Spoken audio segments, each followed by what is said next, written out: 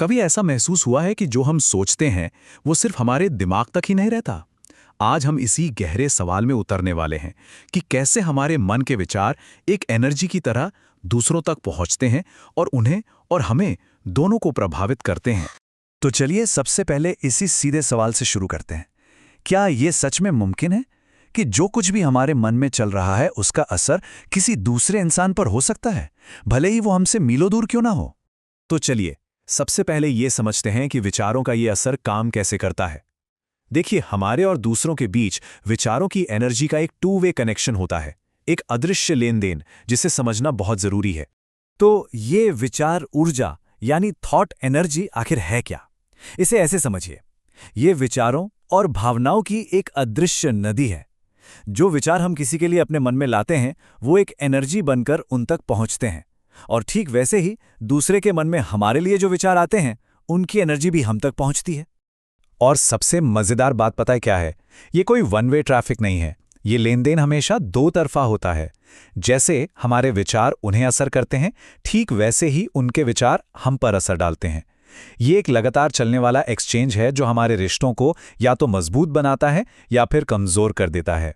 तो अगर ये एनर्जी इतनी पावरफुल है तो एक सवाल उठता है, क्या इसका इस्तेमाल हम अपने बिगड़े हुए रिश्तों को सुधारने के लिए कर सकते हैं? जवाब है बिल्कुल। और जानते हैं सबसे अच्छी बात क्या है? इसकी शुरुआत कोई एक इंसान भी कर सकता है।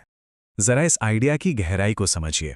अक्सर हमें लगता है कि कोई भी रिश्ता सुधारने के लिए दोनों तरफ से कोशिश होनी चाहिए, लेकिन सच तो यह है कि अगर दो में से कोई एक भी ठान ले कि मुझे ये रिश्ता ठीक करना है, तो भी बदलाव की एक जबरदस्त शुरुआत हो सकती है। लेकिन ये होगा कैसे? इसके लिए कुछ कदम उठाने होंगे। सबसे पहला और जरूरी कदम है एक पक्का फैसला करना। दूसरा, उस इंसान के लिए जानबूझकर नेगेटिव सोचना बंद करना होगा। तीसरा, जब उनकी तरफ से नेगेटिव एनर्जी आए तो उससे खुद को बचाना होगा, एक शील्ड बनानी होगी। और चौथा, अपने अंदर की जो आदतें हैं, जैसे किसी की आलोचना करना या ईर्ष्या करना, उन्हें बदलना होगा। मतलब अपने मन की रीप्रोग्रामिंग करनी होगी।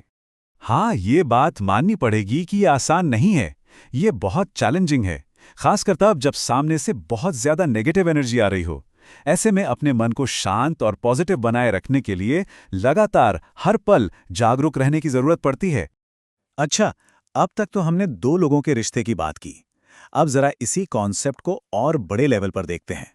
जो नियम दो लोगों के बीच काम करता है, उसका क्या होता है जब हजारों या लाखों लोग किसी एक ही इंसान के बारे में सोचने लगते हैं? जरा सोचिए, बड़े बड़े सेलिब्रिटीज, टीम लीडर्स, किसी बड़ी कंपनी के चेयरपर्सन या फिर देश के प्रधानमंत्री के बारे में। इन सब में एक बात कॉमन है, हर दिन लाखों करोड़ों लोग इनके बारे में सोचते हैं, अपनी राय बनाते हैं और इनके लिए अच्छी या बुरी भावनाएं रखते हैं।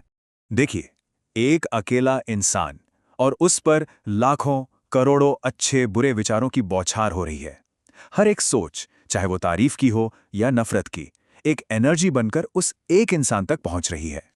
और ये जो फर्क है वो जमीन आसमान का है। एक आम इंसान की तुलना में एक पब्लिक फिगर पर पड़ने वाली थॉट एनर्जी का लेवल लाखों गुना ज्यादा हो सकता है। ये एक तरह से विचारों की सुनामी है जो रोज उन तक पहुंचती है। तो फिर इतनी जबरदस्त एनर्जी का नतीजा क्या होता है? यहीं से कर्म का सिद्धांत यानी लॉ ऑफ कर्मा सामने आता है। जो ऊर्जा भेजी जाती है वही लौट कर आती है, लेकिन कई गुना होकर। ये एक यूनिवर्सल लॉ है, एक ऐसा नियम जिसे बदला नहीं जा सकता। कोई भी आत्मा जिस तरह का काम करती है, जिस तरह की एनर्जी पैदा करती है, ठीक उसी तरह की एनर्जी उसे वापस मिलती ही मिलती है। इसे कोई रोक नहीं सकता। इसे समझने के लिए चलिए एक बहुत ही गंभीर उदाहरण लेते हैं। सोचिए, एक आतंकवादी के बारे में जो मासूम लोगों, यहां तक कि बच्चों को भी नुकसान पहुंचाता है। उसके इस काम से एक भयानक नेगेटिव एनर्जी पैदा होती है। सिर्फ एक गलत काम की वजह से दुनिया भर के करोड़ों लोगों के मन में गुस्सा, दर्द, नफरत और दुख पैदा होता है। ये सारे विचार और भावनाएं मिलकर एक बहुत बड़ी नेगेटिव एनर्जी का गोला बन जाते हैं, और वो सारी की सारी एनर्जी उस एक इंसान की तरफ मुड़ जाती है, और उस इंसान को इस एनर्जी का सामना करना ही पड़ता है। देखिए, कानून की सजा तो बाद की बात है, लेकिन करोड़ों लोगों के दर्द की वो एनर्जी उसे अंदर ही अंदर जलाती है। उसे बेचैनी, अशांति और गहरा दुख महसूस होता है, जिससे वो कभी भाग नहीं सकता। तो अब इस सारी बड़ी बड़ी बातों को वापस अपनी रोज की जिंदगी से जोड़कर देखते हैं। अगर हर विचार में इतनी ताकत है तो फिर हमारी और आपकी जिम्मेदारी क्या बनती है? सबसे जरूरी बात यह है कि हमारा हर एक विचार, छोटा हो या बड़ा, इस दुनिया की कलेक्टिव एनर्जी का हिस्सा बनता है। हम किसी के लिए जो भी सोचते हैं, अच्छा या बुरा, चाहे वो हमारे पास हो या दूर, वो एनर्जी बेकार नहीं जाती, वो मायने रखती है और अपना असर छोड़ती है। तो ये सारी बातें हमें एक बहुत ही अहम सवाल पर लाके छोड़ देती हैं।